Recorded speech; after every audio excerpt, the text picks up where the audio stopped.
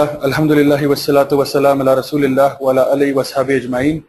Amma ba'd, fa'auzu billahi minash shaitanir rajim. Bismillahir rahmanir rahim. Rabbi shrah li sadri wa yassir li amri wahlul 'uqdatam min lisani yafqahu qawli. Assalamu alaikum wa rahmatullahi wa barakatuh.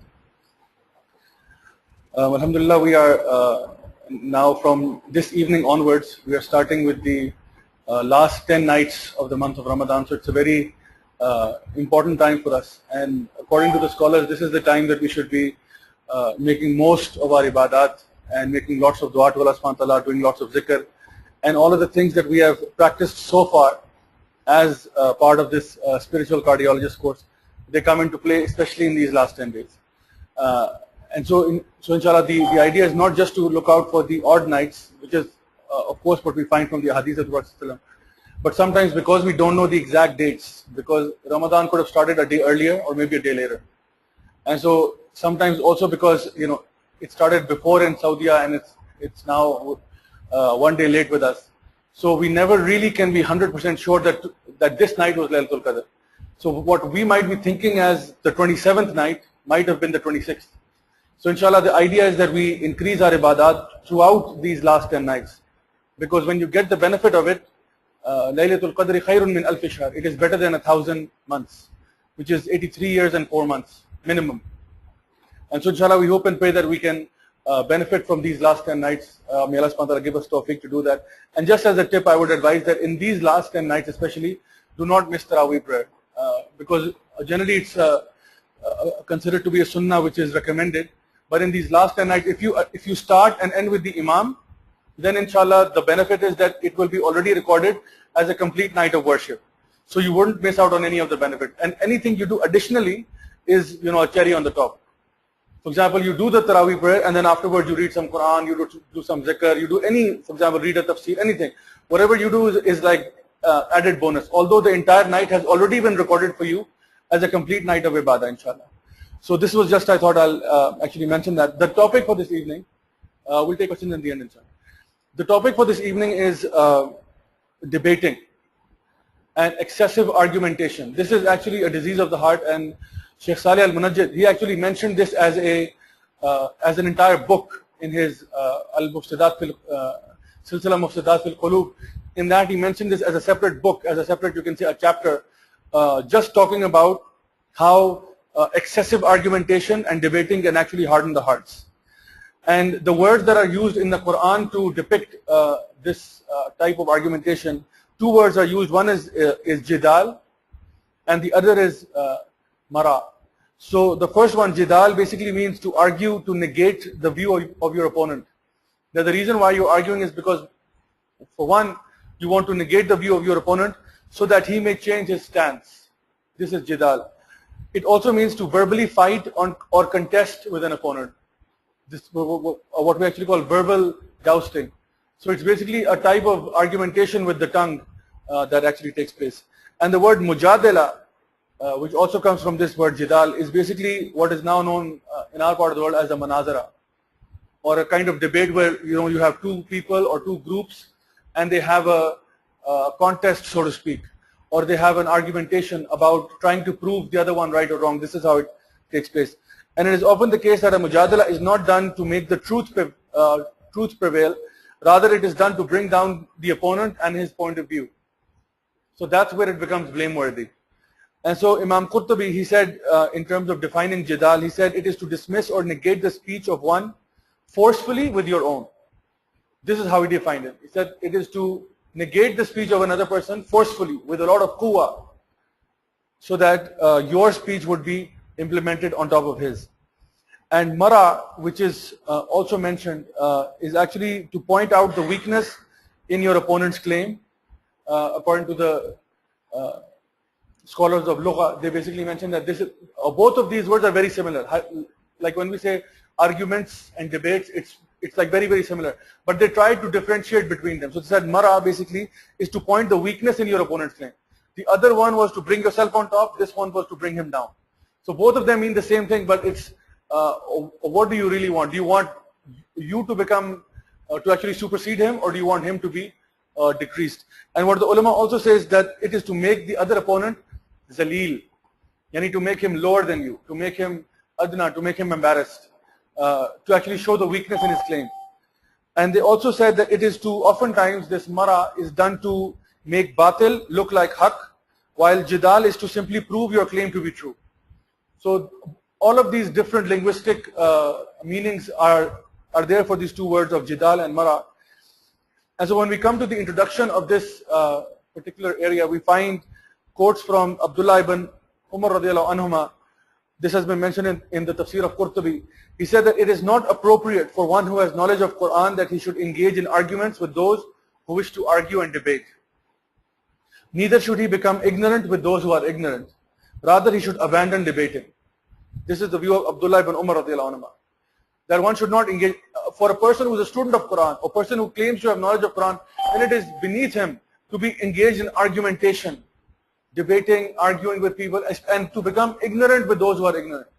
If people are trying to argue with him in, like in bad ways, then he should simply walk away. He should not engage in that. And likewise, we find that Ibrahim an-Nakhai rahimahullah, he said that the Salaf al-Salihin, the righteous, the pious predecessors, they considered debating and discussions on disputed matters to be something which was makruh. And makruh in fiqh is something which is displeasing to Allah and His angels. It is not haram, but it is makruh, which means Allah subhanahu wa ta'ala does not like it. And if you look at the seerah of Imam Abu Hanifa, rahimahullah, he actually started off as a debater. And he had some exceptional skills. He was very good at it. And initially he debated atheists and so on. But after a while it also got to debating other people as well. And very quickly he realized that his heart was becoming hardened. And he left it.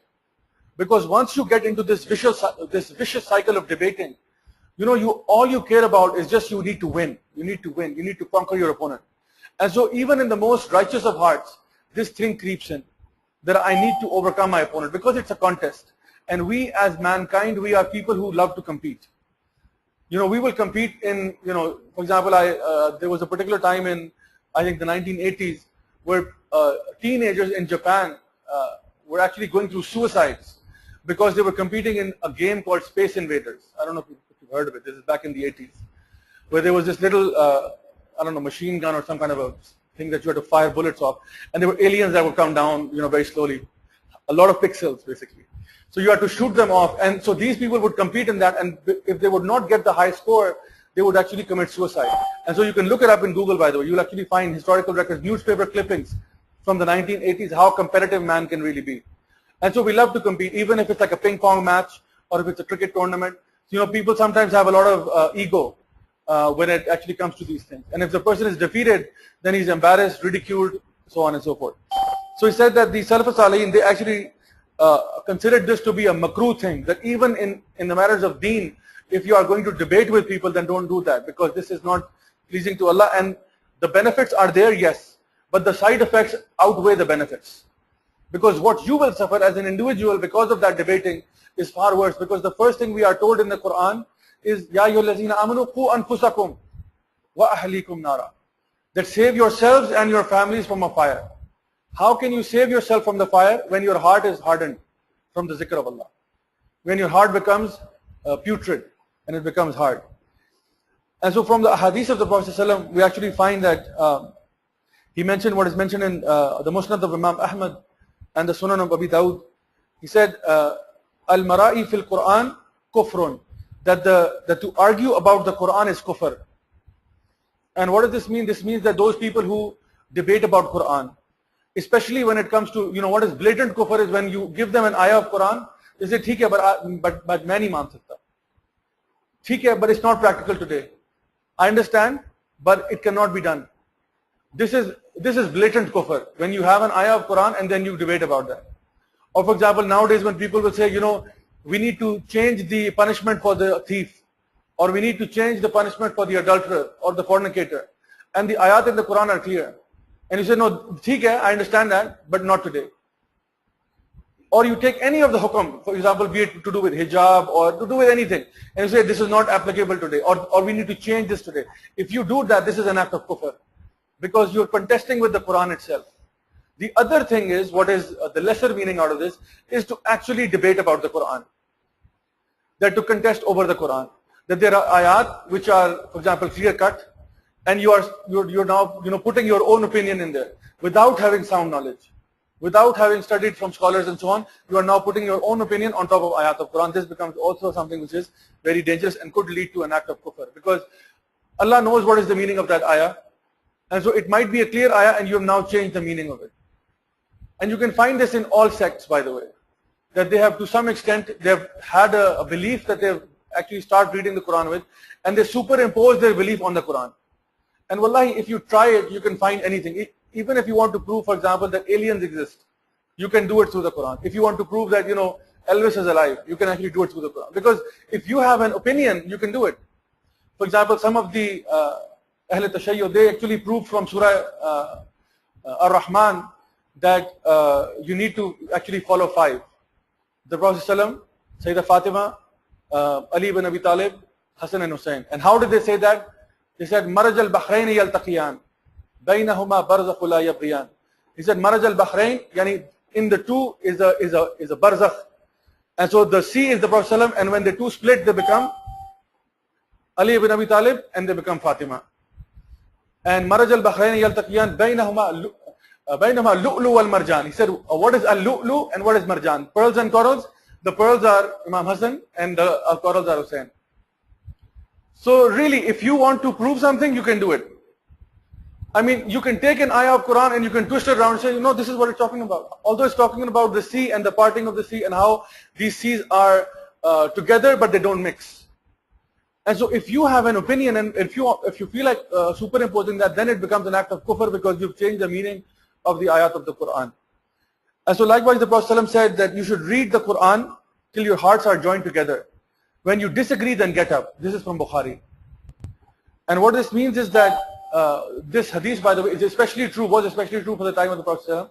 But what this means for us is that if you read Quran together, then read till your hearts are joined. And wherever you have a dispute, wherever you have a disagreement, get up and walk away. Yani read Quran when over the thing where there is no ikhtilaf. If there is an ayah which is part of mutashabihat, and inshallah we'll talk about that, and if there is a difference of opinion, then don't try to cause rancor between yourselves. Don't try to cause hatred between yourselves. If there is a genuine ikhtilaf, then just leave it at that and follow what is true between both of you. Ta'alu ila kalimatin sawa'in baynana wa baynakum. Come to common terms as between us and you. Allah na'budu illallah. That we worship none but Allah. So again, leave the doubtful matters and come to what you know to be authentically true. And so we find this very, very important ayah from Surah Al-Imran, chapter number 3, ayah number 7. And this ayah has to be used at all circumstances whenever there is a dispute amongst people. Because Allah subhanahu wa ta'ala mentions, هُوَ الَّذِي أَنزَلَ إِلَيْكَ الْكِتَابَ مِنْهُ آيَاتٌ مُحْكَمَاتٌ هُنَّ أُمَّةُ الْكِتَابِ. That it is He who sent down to you the book. In it are verses that are entirely clear. Those are the foundations of the book. So Allah subhanahu wa ta'ala is telling you what is inside of this Quran. There are in this Quran are ayat which are muhkamat, which are the fara'iz, which are the commandments, which are the legal rulings, which are absolutely clear. Wa ukharu mutashabihat, and also in it are things which are not entirely clear, mutashabihat, in which there is a shubha, in which there is a doubt. And so he mentions that, so as for those in whose hearts, فَأَمَّا الَّذِينَ فِي قُلُوبِهِمْ زِيغٌ, in whose heart there is a disease or a deviation of doubt, what they do is they follow what is the mutashabihat. And those who are the rasikhun fil ilm, those who are deeply submerged in knowledge, they accept the whole thing.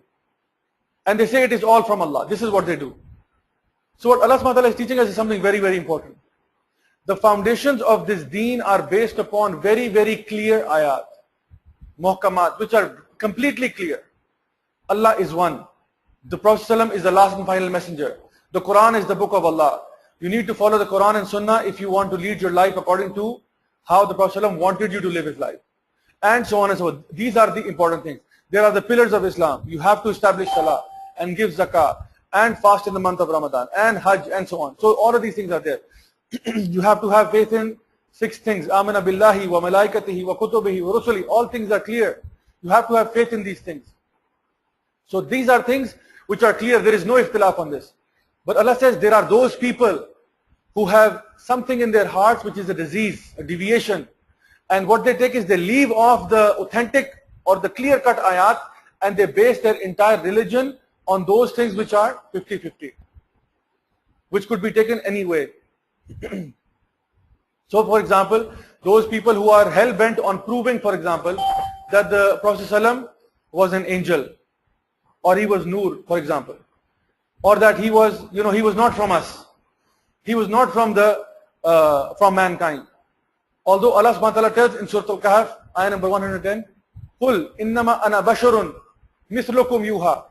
I am a man just like you. The only difference is I get revelation. Despite that ayah, it's clear-cut, blatant. Allah subhanahu wa ta'ala is telling the Prophet, tell them I'm a man like you. First of all, he says, tell them I'm a man. Then he says, on top of that, tell them if they doubt, yes, man, but not like us. He says, no, I'm a man just like you. The difference is I get revelation. So if people want to do that, what they do is they take another ayah. For example, they say that Allah subhanahu wa ta'ala and His malaika are sending salawat on the Prophet ﷺ, so all of mankind has to do that. Therefore it means, it is not in the ayah. Therefore is through their own account, put in brackets. Therefore it means the Prophet ﷺ must be exalted beyond the angels. Because if Allah and the angels can do it, if Allah subhanahu wa ta'ala and the malaika can send blessings upon him, therefore in bracket, it means I conclude that it is this. So the conclusion was not mentioned in the Quran. They conclude themselves. Although there are clear ayat in the Quran that tell them that this is not the case. So they will leave that and they will follow their hawa. They will follow their own desires. And so they will try to superimpose. And this could, you can talk about 100 examples by the way, maybe more than that, of how people take one ayah from the Quran and they build their entire deen upon that. You take that one ayah out and their entire deen collapses. Because on one thing, for example, there are others who will say, for example, that Khidr alayhi salam, about Khidr alayhi salam, that he was not a prophet, he was a wali of Allah. And so it is a disputed matter. We don't know, wallahu alam. Although majority of the ulama say he was a prophet. Even if we take it, so we do not dispute with people, but those who build their deen on the basis of this, they will say, no, he was for sure, he was a wali. And what they wish to prove from that is, because Musa alayhi salam was a nabi and a rasul, and he went to seek knowledge, Allah subhanahu wa ta'ala told him, go to Khidr to seek knowledge. So what they will say is, that the wali is higher in maqam than a nabi and a rasul.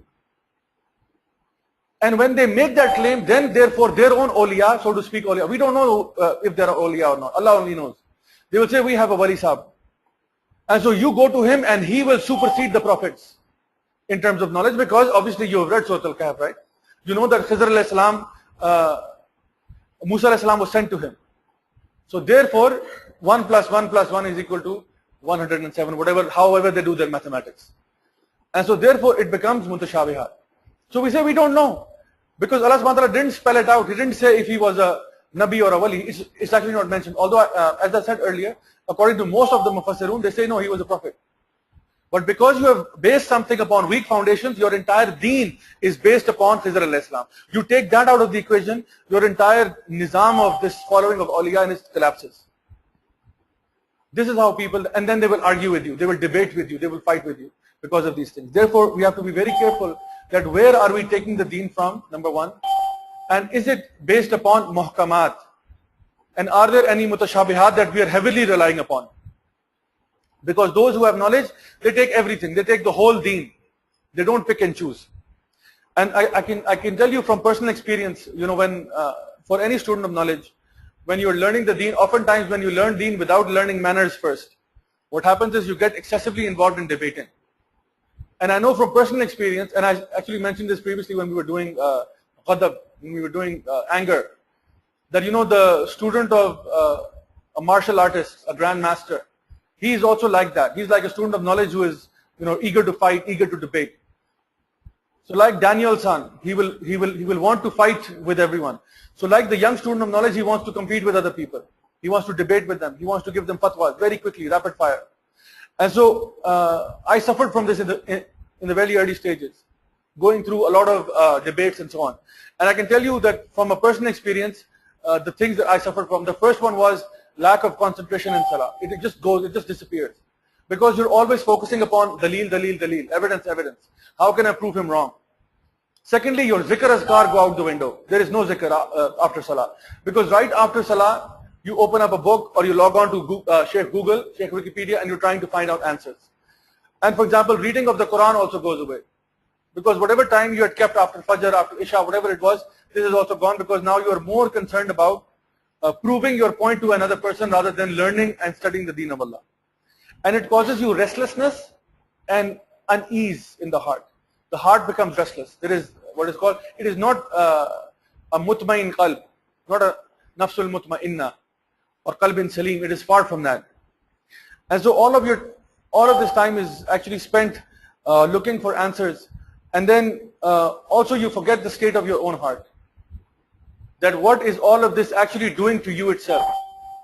It becomes very difficult to analyze yourself. And as a final thing, you leave off dawah, which is what you were initially doing. Because you were trying to call people towards Allah, and because of this argumentation, what you have done is you have left calling people to Allah, and now you are arguing with a person who is already a practicing Muslim. And you are arguing with him over something which is a trivial matter, or which you think to be a gigantic thing, but it's not really that much.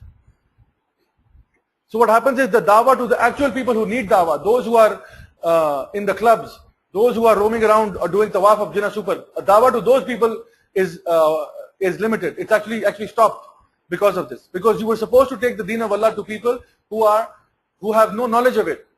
But because people of knowledge start fighting amongst one another, what happens? The people who are supposed to get dawah, they do not benefit from dawah. Because everybody is having manazara with one another, trying to win over the other person. And so this becomes a sickness of the heart, because then people excessively engage in that. And they think, shaitan convinces them that you are doing something which is for the deen of Allah. Shaitan convinces them that mashallah you are doing something very praiseworthy.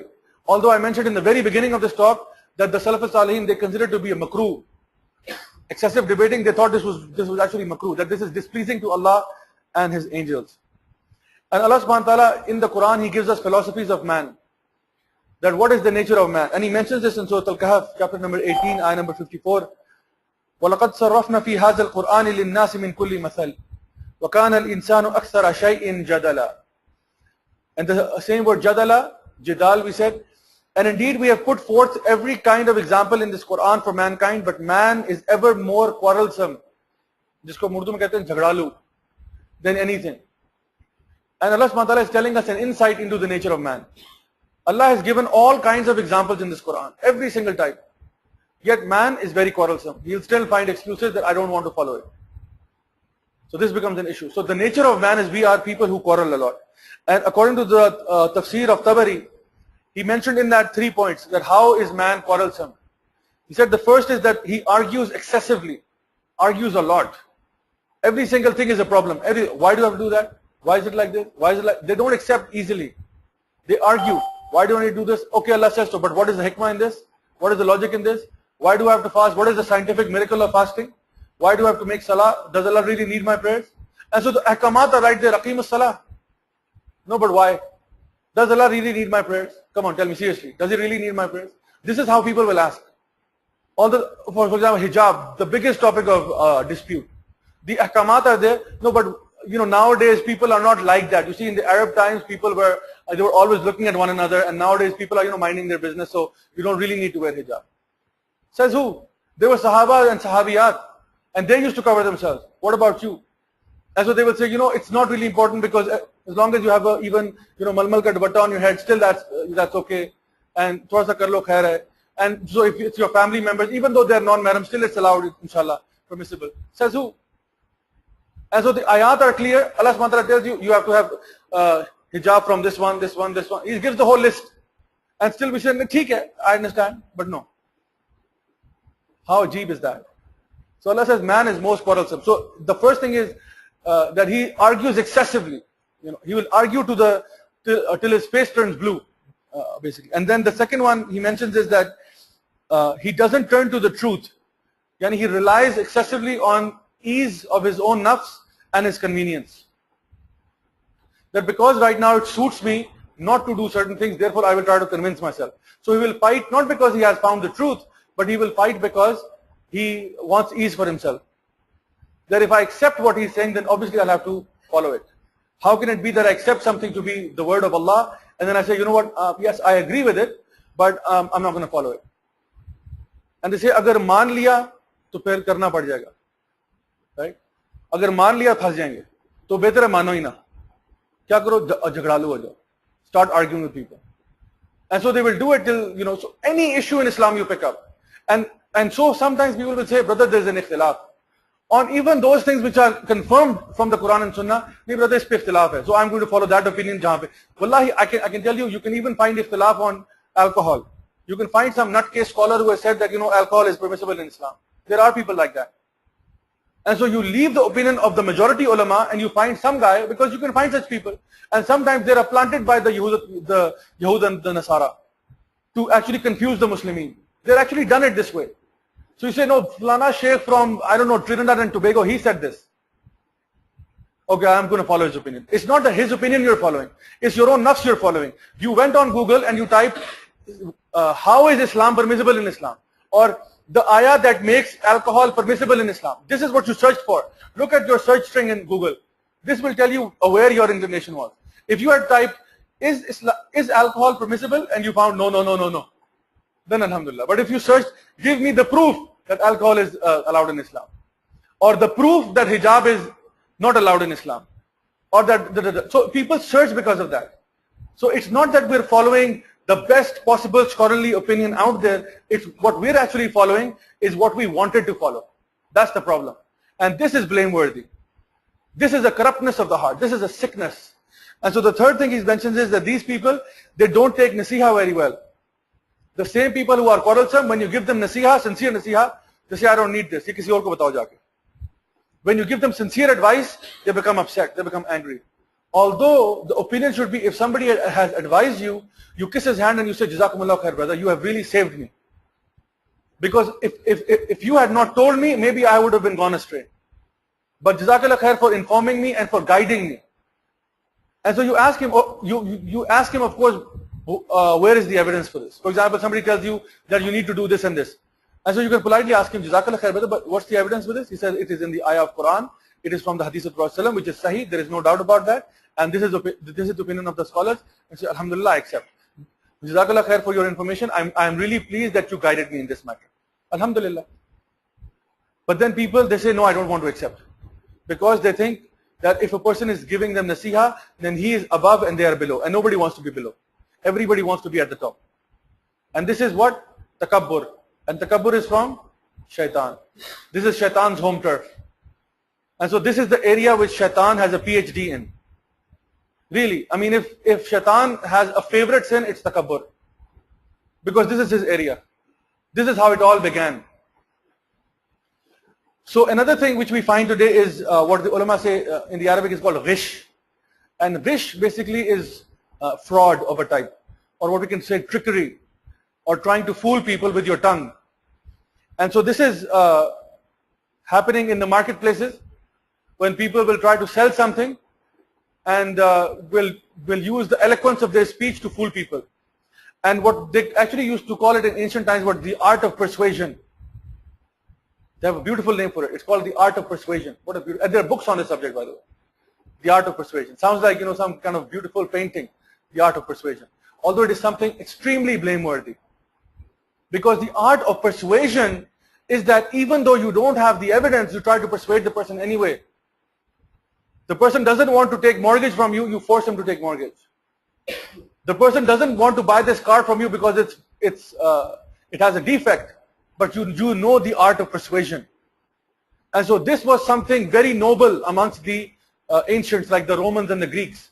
They really thought a person who had the gift of the gab, as they say, or experience in rhetoric, they actually thought this person is a champion. Because only some people had this fluency to actually convince other people.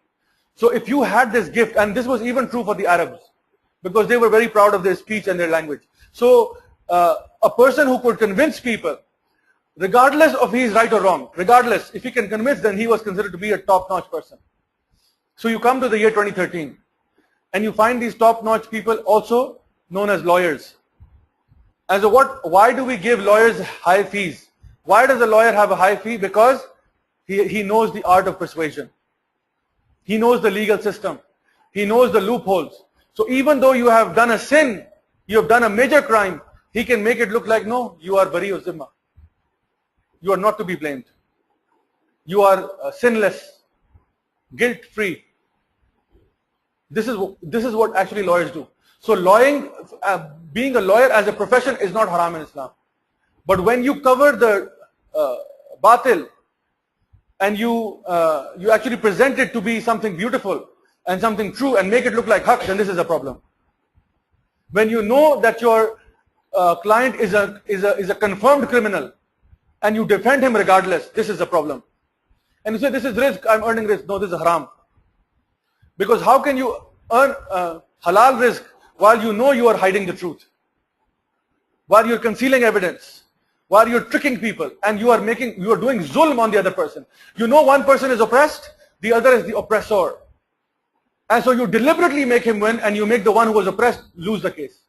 Lose his money, lose his time, lose his wealth, lose his self-esteem, lose his izzah, and you put him up in prison. The one who was supposed to go free, you put him in prison. And the one who was supposed to go to prison, you actually let him free. This is not allowed in Islam. And so they will prove anything in court, whether it's right or wrong, because the idea is I need to win the case. I have to win this case, otherwise it will become a black spot on my career sheet. That he has lost. It's like almost like a boxing match. 20 fights, 15 knockouts, 10 wins, 5 losses, so on and so forth. So the lawyer's chart sheet is like that. 100 cases fought, 50 won, 50 lost, so on and so forth. So he doesn't want those losses on his sheet. And so the examples, I can actually mention some hilarious examples of lawsuit cases gone wrong. One of them was this classic case of this woman who was going at a McDonald's drive-through, and she ordered a hot coffee. And when the coffee came, she opened it and she spilled it on herself.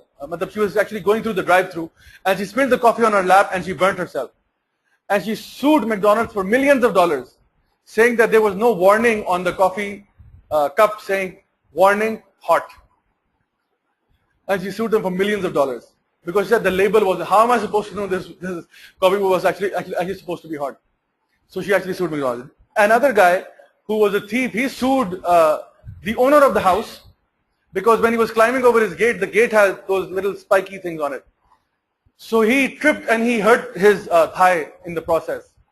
So he sued the owner of the house that his gate is very hazardous for people who are trying to climb over. So he won the case, imagine. And this other guy who sued in 2008 January, a man sued a family, the family of a boy who was 17 years old. He ran over the boy with his car, with his Audi, and he actually won the case because he actually dropped charges later on. But he sued them for his son having done damage to his vehicle.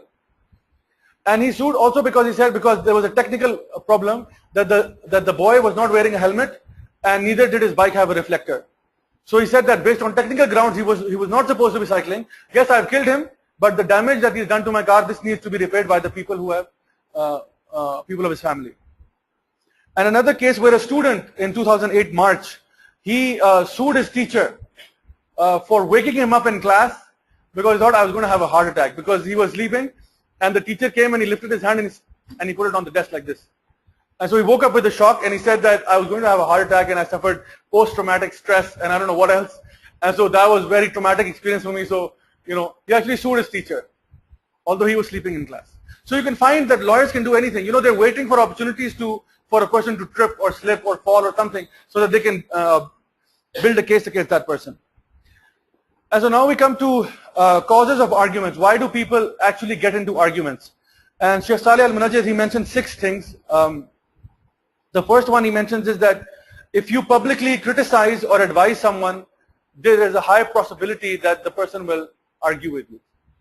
Publicly criticizing someone or publicly advising someone. Imam Shafi'i rahimahullah, he would say that to admonish your brother in private is to advise him, but to admonish him publicly is to disgrace and shame him. So how many times is it, for example, we know a brother is doing something wrong. And there are like 20 brothers sitting, 5, 10 brothers sitting. And we say, brother, ye kya kar rahe hain aap? This is wrong, aapko pata nahi, ye sahi nahi hai. And so what will happen? Uski ego aa jayegi samne. And because his ego comes in, he will start arguing with you. The better thing would have been if you actually call him in private, whisper in his ear, but this is not right. Ye aap sahi nahi kar rahe, because the dalil hai. And so shake his hand, hug him, whatever. And so this will completely dilute the situation. But if you openly say, hey you, and then announce it to everyone, then obviously he's going to feel, belittled. That in the front of public, I'm being warned like this. And let me also tell you this. Advising people publicly on Facebook comes in the same ruling. Going onto somebody's profile page, on the main page, where everybody can see his thing. You say, brother, you are wrong, brother. Brother, this is unacceptable. Brother, this is haram. Brother, this is makruh. Brother, scholars have warned against people like you. Don't do that. Because this is, again, you're trying to harm him openly in front of people. Or, for example, there's a public forum, and you start bashing the other guy on that public forum. And so people will say, and it will add fuel to the fire. It will just fuel the fire more because you're doing it on a public forum. So even if you really care about your brother, really, if it's the brother that you care about, then talk to him in private. Because you openly saying this proves two things. One, you are trying to make him lower. Two, you are trying to bring yourself higher. Let me teach him. And you might have the haqq, no doubt about that. You might have the sound daleel. But just because you're doing it openly in this manner, this is against how the Salaf Salihin would treat it. And so we find the second thing he mentions is advising at an inappropriate time. For example, a person is grieving. Somebody from his family died. And right there you're like, brother, this is bid'ah. Brother, this is kufr, you understand? And so he's like, his heart is broken. So wait for it. Tell him, do advise him. I'm not saying don't advise him. Advise him. Tell him what is right. Tell him this is not right in Islam. But wait for the right opportunity. Don't just do it. Or for example, right at the wedding ceremony, ये शादी नहीं हो सकती. क्यों भाई? This is bid'ah, brother. What you are doing? ये क्या आप कुरान लेके औरत के ऊपर से जा रहे हैं? ये तो बिल्कुल जायज नहीं है. So wait for the right opportunity. Don't try to embarrass yourself and other people and cause fitna rather than trying to solve problems. The third is advising at an unsuitable place. Because you have to see also, does the place demand it? Is it the decorum of the place that people talk like this? And so on. So that has to be kept in mind. Likewise, for example, scholars would say, don't advise someone who is already drinking alcohol at a bar. Don't go to the bar. A person is drinking alcohol and you're like, look up everybody, it's haram to be drinking. It's not a nice thing to do. So wait for the person to be sober in a nice, for example, him to be able to respond to you and then do dawah. So it has its time, its place where you can do it, because otherwise it would be devoid of hikmah. The fourth thing he mentions is making someone feel degraded or lowly. That's why people get into arguments, because you are hell-bent on proving to the other person that he is lowly or that he is degraded. Or number fifth, trying to make yourself dominant. That you have this desire to prove to everyone that you are, mashallah, the truly knowledgeable one and the only good student of knowledge out there. So you basically try to bring yourself on top, and therefore when you are on top, everybody else is down. And the sixth thing he mentions is competing in materialistic or status-conscious society. Sometimes people will compete purely based on material things. Like, my daddy is a fireman. Who's your daddy? He said, my daddy is a spaceman. My dad is a police officer. So people will say that. So we will compete on materialistic things. Or for example, my daddy is a minister.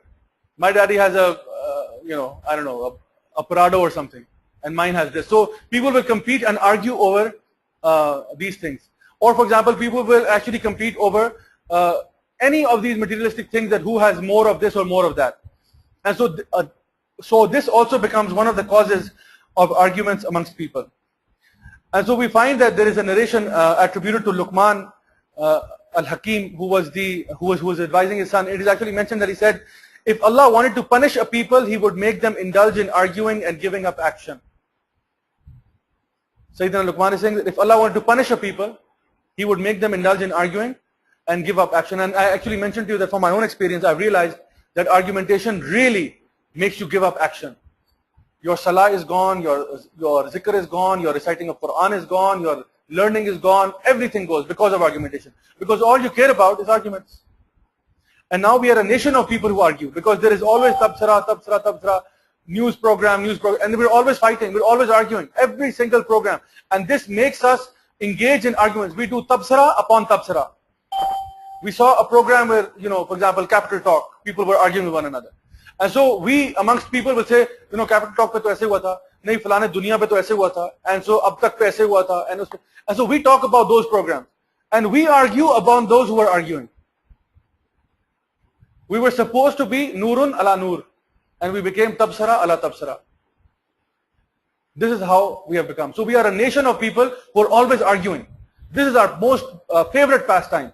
And so he says that Allah would punish a people when he would actually make them argue and give up action. Many a time I have regretted speaking my son, but I have never regretted remaining silent.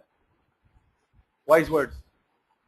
Many a times I have regretted speaking, but I have never regretted keeping quiet or remaining silent.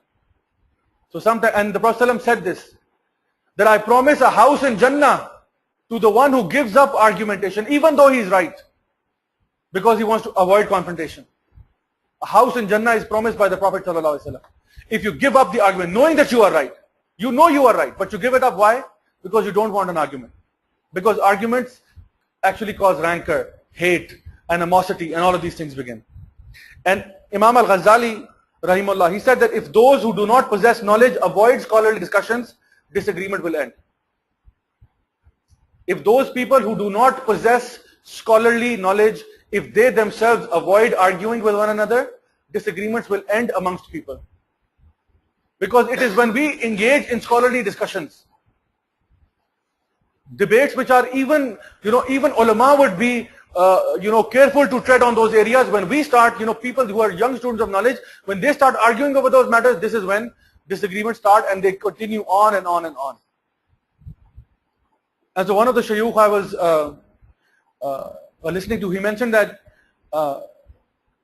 nowadays people will actually go to the scholars when it comes to, for example, matters of for example, tahara. How can I purify myself? Matters of salah. How do I need to pray? What are the ahkamat, so on and so on. What is the fiqh of fasting? What can you eat? Can I use toothpaste? Should I use miswak? Should I do this? What are the ruling of itikaf and so on? People will actually go to scholars for this. People will go to scholars to find out the details of Hajj and Umrah. How do I need to do this? What do I do at Safa Marwa? What do I do at Arafat? So they will go on all of these things. But when it comes to matters of jihad and political Islam in particular, everyone becomes a mufti. Nobody is willing to even talk to scholars, because everyone's mind is made up on these two issues, which are the most, you can say, where even the ulema tread with caution. About these issues, people will already be on a level of mufti. They will say, no, Falan Sheikh is wrong. Falan Sheikh is wrong. Why? Because I already know it. And this is now one of the ghaflas of our time. We were talking about ghafla yesterday. This is also part of ghafla. When you begin to think you know everything when you don't know. And the ulama of the past would say, the more we learn, the more we realize we don't know anything.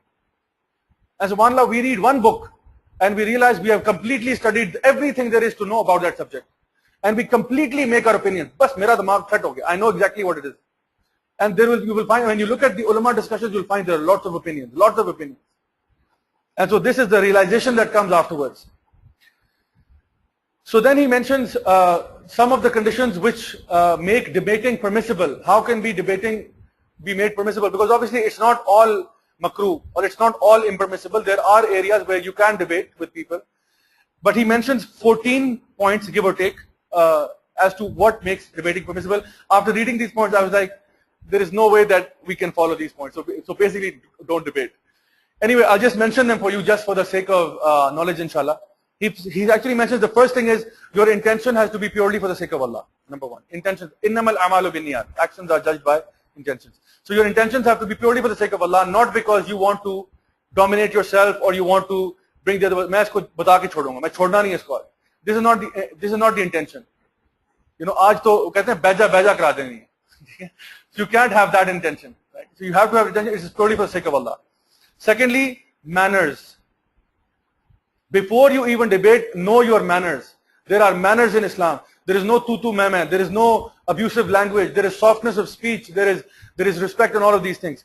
The third thing he mentions is the debate should be based upon knowledge, upon ilm. It's not a debate upon, I think and you should think and so on and so forth. It is based on sound knowledge, not on hearsay. Suni sunai pe debate nahi hoti. Number 4, you should begin with the name of Allah. Say Bismillah, recite Quran, do something so that people's hearts are softened and humbled. Point number 5, there should be mutual love and respect at all times. Not it is them against us. Wo or hum, hamara muqabla hua, hamara tasadum hua. It has to be mutual love. Because if you bring the animosity from the first step, there is no There is no point. You've already set the boundary line that it is them against us. It was a competition. No, it's actually not like that. And so even when we have debates in school, it is us against them. Team A and Team B. They are for the motion, they are against the motion. And jo marzi ho jaye, we have to prove it. There never will be that the person for the motion says, you know what, guys, I think we should be against the motion. Because really that's where the haqq is. It will never happen like this because they have to defend it till they die. And I was part of this once. You know, there was a debate I was a part of back in my college days. They said, you know, there was a debate on women's right in Islam. And they put me sort of like against the motion. And I was like, really, I don't think I should be against the motion. I'm actually for the motion. I think women should have all of these rights. They were like, no, be quiet. We're supposed to defend this. And I was like, okay, fine. But still I managed to, you know, put in some things there that I don't completely disagree with the other side. And I got a lot of, harassment from the others, from my own team members. And I lost also, by the way, that debate. But I got a lot of problems from my own team members that, you know, why are you talking like this? You know, why are you even mentioning this point? Don't mention it. You don't have to say that. And so this is what actually happens when you end up in debates. And so the sixth point he said is not following your own desires and hawa. That when you're debating, don't follow your own desires. Rather go for what is the truth. And so we also know that Imam Malik rahimahullah, you know, whenever he would have a debate with someone, he would make dua before going into the debate saying, Ya Allah, make the truth manifest on the tongues of my opponents. And give me tawfiq to accept the truth. That aaj jo bhi faisla hone ja raha hai, Ya Allah, wo truth unki zubanon se sunai de. Whatever it might be, the truth should come out from their tongues and give me tawfiq to say, labbaik. Allahu Akbar. This is how scholars would think. Because he would actually make this dua for two purposes. One, that he did not want to prove himself to be a big scholar, although he was a big scholar. He did not want to prove that, you know, Imam Malik won the contest. Yeah, we did it, you know. He didn't want to do that. He wanted to say somebody else won it, Imam Malik accepted it. This is how he thought. Look, I mean, subhanAllah, you look at the ulama and it puts you to the ground that, you know, what was their attitude like and what is our attitude like. If somebody who is less than us, and he actually proves to us something which we did not know before, we will never embrace it because we think, you know, ye bachcha isko kya pata hoga. But this was not the attitude of the ulama. And so the seventh point he says is that there should be brotherhood and patience. That the debate should be based upon brotherhood, mutual brotherhood and patience. Have lots and lots of sabr. Point number 8 he said is don't be hasty to reach conclusions. Okay, I want this match to be over in 1 minute. 1 minute knockout. मैं चाहता हूं मैं बस मनाज़रे में जाऊं 1, 2, 3 अगला कहे ओह अल्हम्दुलिल्लाह I accept और game over और मैं जो है वो गले में नोटों के हार डाल के निकलूं. You know, this is not, he said, do not be hasty to reach conclusions. That I want the decision immediately, you know, 2, 3 minutes and it's over. Point number 9, he says, learn to accept the truth. If you find the truth has come out, have the decency, have the honor to accept it. Point number 10, do not embarrass anyone. If you find that you have succeeded in a point and your opponent has lost, do not embarrass him. हाँ जी, देख लिया, मजा आया. So try to avoid such things. Point number 11, be just and fair. Be just and fair. Do not do injustice. Do not hide the truth. Do not be unfair with your opponents. Number 12 is do the debate in the presence of people of knowledge. There should be some scholarly people involved so that they keep you in check. This is also important. And point number 13 is do not slander the scholars in the process. This would be worse. That in your discussion you starting slandering Imam Abu Hanifa, start slandering Imam Malik, start slandering Ahmad ibn Hanbal, Imam Ahmad ibn Hanbal rahimahullah, and whoever comes in the way, and you start doing it, and this is what, you are having a debate, and in the process of that discussion, you are now slandering ulama of the past. Subhanallah, you know, scholars ki bashing shuru ho jati hai. And so this is completely impermissible. And the point number 14 is not debating with those who do not follow these rules, or those who are known to have hard hearts.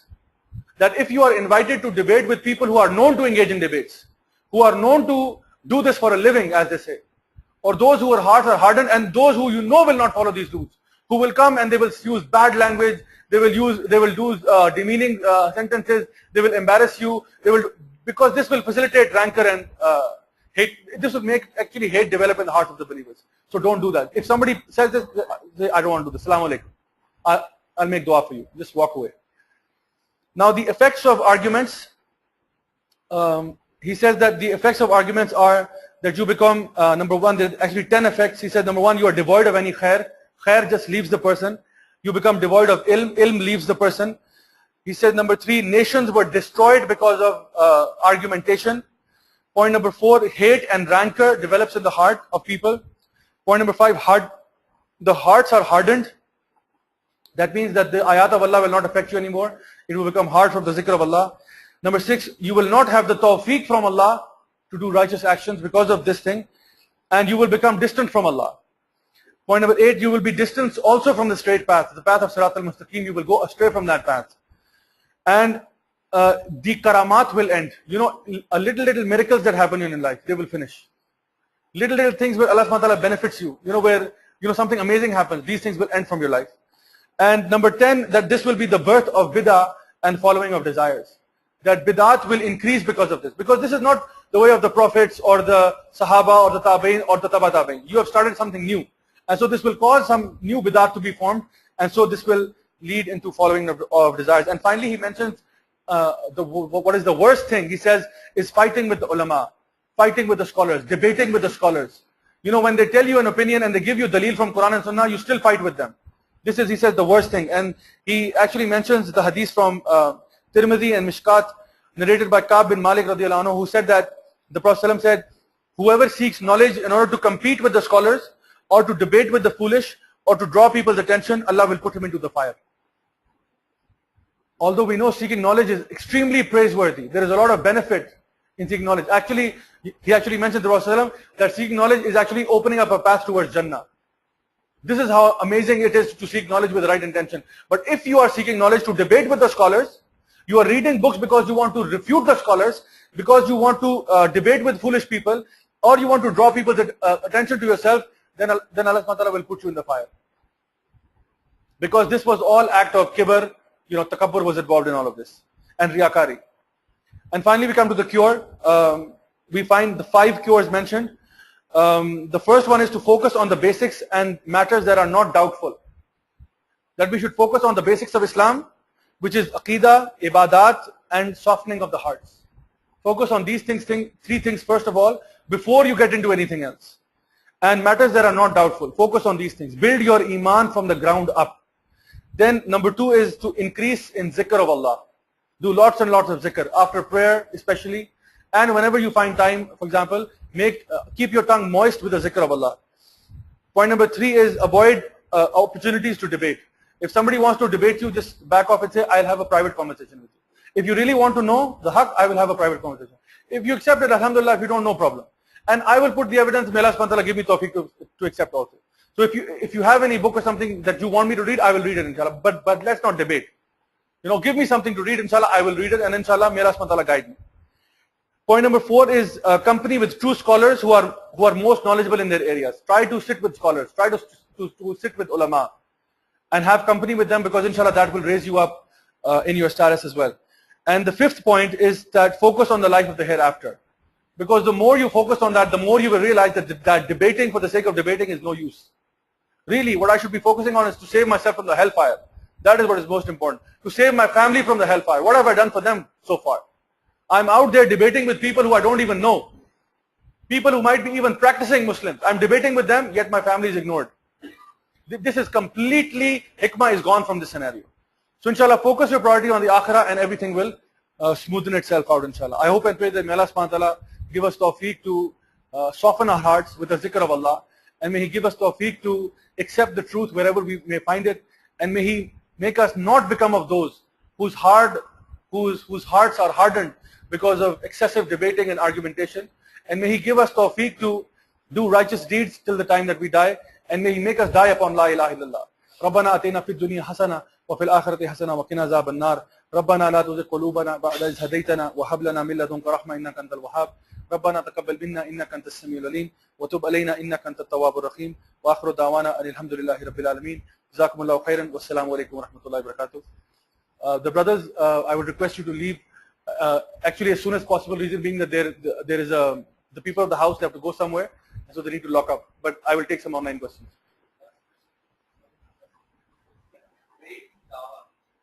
Yeah. Okay, when it's to do, for example, Shaykh al-Islam Ibn Taymiyyah, he mentioned that if you are debating with people who are non-Muslims and you are bringing them towards Islam, but still you have to argue with them, as Allah subhanahu wa ta'ala says, argue with them in the ways that are best. So you can do that, but don't do it to the point that you actually leave the zikr of Allah. So even in that sense, you can argue with people, because I said that there are ways of doing debates, but even in that, don't be so excessive that you yourself are not focusing on yourself. You are so hell-bent on bringing others towards Islam that you yourself are going outside of Islam. So this is actually okay. Shaykh al-Islam Ibn Taymiyyah, he would say that nobody has done justice to Islam unless he has debated with those who are people of bid'ah and people who are shirk. So this is upon us to actually deal with those people who are people of shirk and bid'ah, and to tell them with evidence. But this also does not mean that you are doing this for any other purpose except that the deen of Allah should be propagated and people should have knowledge of that, and not engaging in debates with practicing brothers and sisters, inshallah.